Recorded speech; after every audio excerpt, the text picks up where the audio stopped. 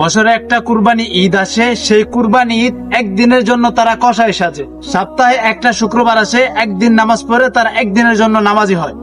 পবিত্র মক্কা শরীফে হজ করতে গিয়ে কাবার সামনে সেলফি তুলে ফেসবুকে স্ট্যাটাস দিয়ে একদিনের জন্য তারা হাজি হয়। আমার তো সন্দেহ হয়, রোজ হাসরের ময়দানে কি তারা একদিনের জন্য জান্নাতি হবে নাকি? আমরা মুসলমান, আজ আমাদের ইবাদতের লক্ষণ এমন হয়ে গেছে যে আমরা প্রত্যেকটা ইবাদতের মধ্যে বিনোদন খুঁজি।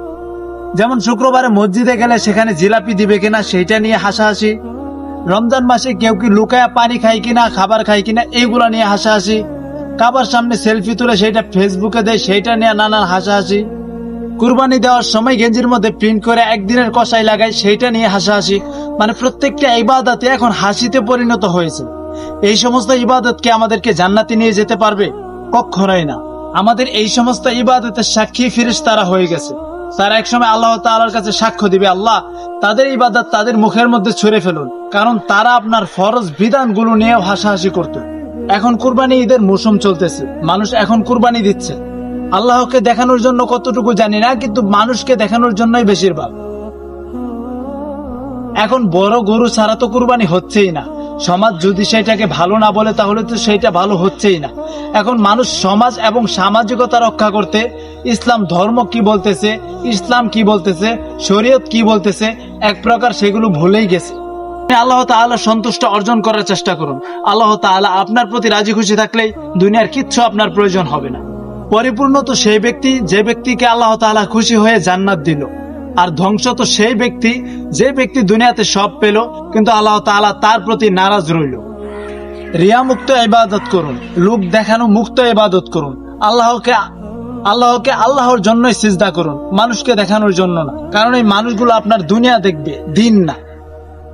আজ হোক বা কাল আমাদের সেই পথেই যেতে হবে, যেই পথে যাওয়ার জন্য আমাদেরকে আল্লাহ তাআলা তৈরি করেছে। মৃত্যুর জন্য তৈরি হন, আখিরাতের জন্য তৈরি হন।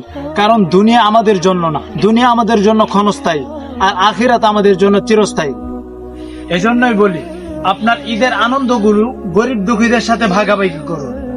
আপনার কাছে যদি 1 কেজি গরুর মাংস থাকে, সেটা ভাগাভাগি করে অন্তত 5 জনকে দিন। তাদের মুখে হাসি ফোটালে আপনি যে আনন্দ এবং তৃপ্তি পাবেন, সেটা দুনিয়ার অন্য কোনো কাজ করে পাবেন না। ঈদ সবার জন্য, এজন্য ঈদের আনন্দটাও সবার সাথেই ভাগাভাগি হোক। তাকাব্বালাল্লাহু মিনকা ওয়া মিনকুম। আপনি যদি কোনো বিষয় নিয়ে একা একা আনন্দ করেন, একা একা হাসি তামাশা করেন, একা একা আনন্দ এবং তাৎফল্যের সাথে থাকেন, তাহলে মুসলিম এবং অমুসলিমের মধ্যে পার্থক্য কি রইল? আমরা মুসলমান, আমাদের ঐক্যবদ্ধ হয়ে থাকতে হবে। কারণ রাসূল সাল্লাল্লাহু আলাইহি সাল্লাম এভাবেই থাকতে বলেছে, এটাতেই কল্যাণ। ভিডিওটি এ পর্যন্ত ছিল, জানি না আপনাদেরকে বোঝাতে পেরেছি কিনা। যদি বোঝাতে পারে আলহামদুলিল্লাহ। তো সবাই ভালো থাকবেন। আজকের ভিডিওটি এ পর্যন্তই। নাসরুম মিনাল্লাহি ফাতহুন কারীম ওয়া মা তাওফীকি ইল্লা বিল্লাহ। আসসালামু আলাইকুম ওয়া রাহমাতুল্লাহ।